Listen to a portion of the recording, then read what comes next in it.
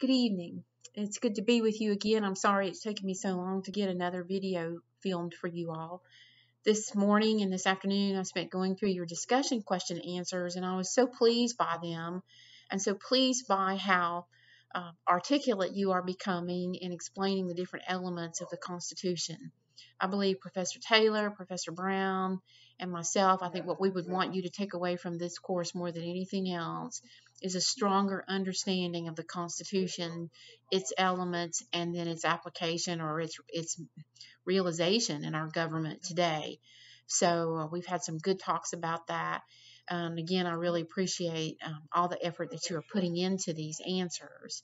There was one thing that as I was going through your answers, I was a little concerned about, as I kept seeing when you were asked to list all the rights contained within the Fifth Amendment, you were saying right to a fair trial. Well, I understand now what you meant by that. You're referring to due process of law. That is very important, and that can be equated with the concept of a fair trial. Due process of law initially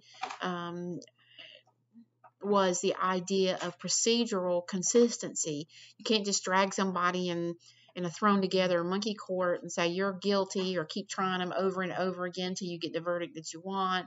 So the concept of due process of law was that there would be a procedurally consistent court of law that would follow rules and guidelines and mete out justice in a fair way, not based on class. And as we came to see, certainly the application of the question of race, we want justice handed out with Lady Justice blindfolded, and certainly that comes into the concept of due process of law. And the concept of due process of law appears in our constitutional framework in the 5th and 14th Amendments, made applicable against the federal government in the 5th Amendment and the 14th against the states in the 14th. So I lived and breathed there for years in my own graduate studies. So it's a subject very dear to my heart.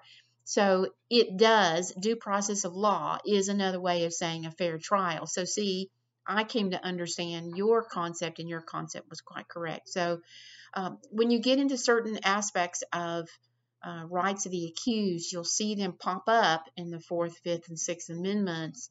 And sometimes, and I think I suggested this to you all, sometimes they'll sort of merge into one another, and they seem like they're sort of all thrown together in one big Bill of Rights basket. But they are particular, and they are specifically listed, specifically, there's a word I'm looking for, it's not articulated, but they are listed, they are mentioned individually because they were so near and dear to our founding fathers. And I think I've said this to you before, what I would love to do someday is just connect the dots historically, all the elements of the original articles and the original Bill of Rights, connect them to historical events, and then go through with the other amendments to the Constitution in the same way, because they don't appear in a vacuum. But anyway, that's another class, that's another time, it's another course entirely. But in any case, you are learning the fundamentals and learning them well. As we approach the learning objectives for the rest of this section, you'll be looking at Amendment 6, which another very important rights of the accused as it deals with trials. And then Amendment 7, which is a little more obscure. It's kind of hard to pin down what does that mean. And it deals with the right to jury trials in civil cases or common law cases, things that don't touch the criminal area of law quite so much. So I really don't have any words of advice to you other than to continue doing what you're doing. We are in the last stretches of the course, and that's when sometimes things can pile up on you.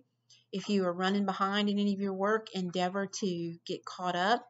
If you're having trouble with any of the material or with getting caught up, email me and let's talk it through and work out a plan, because there is still time to get everything done. If you, this is the time not to slack off or to I don't even know how I really want to say it, because not any of you would just stop working, but it's the time to, as we used to say, redouble your efforts to keep up that work. So also, I want to say that I'm very pleased with the level of writing and with how much of an effort I see on your behalf to put things in your own words. And like I said to you in the last video, that's the most important thing to me, and I am pleased as punch about it.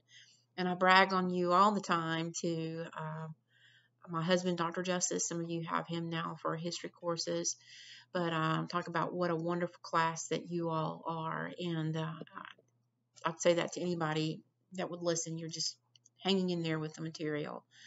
But keep it up. Remember, your personal integrity is the most important thing. It's far more important than a grade. Remember that you have access to me if there's something you don't understand or you want to talk through. We can email, we can even talk on the phone if that would help you in some way. If you're struggling with the material, I want you to let me know. And let's all finish and finish well. My husband always says, it's not how you start, it's how you finish. And if you've had a rough start on some of the material, you can still catch up. So please, if you have anything out there that hasn't been done, I have to go back in and enter zeros shortly, and I really don't like doing that. So if you're having trouble getting something completed, get it done. Talk to me. If you're having any kind of IT problems, please go to the help desk or online support for any kind of problems you're having with the classroom. So we're all here behind you, wanting you to do well. So I guess I better close for now. We've had a busy week so far. Even it's just Monday, it feels like it's Thursday to me. We've had Bible school that started last night, and so we've had quite full days and full nights. I will work tomorrow on. I have a meeting on campus tomorrow, and then I'm going to work on your assignment of the article review. So I'll get that done and try to get some comments to you. Keep up the wonderful work. Know I'm in your corner cheering you on. I hope that you are enjoying the videos. I know that Professor Taylor has done a great job in putting all this material together for you, and I'm glad that you have the experience of getting to hear her teach. So you all take care, and I look forward to hearing from you, and just appreciate and love each of you. And I'll talk to you again. Bye-bye.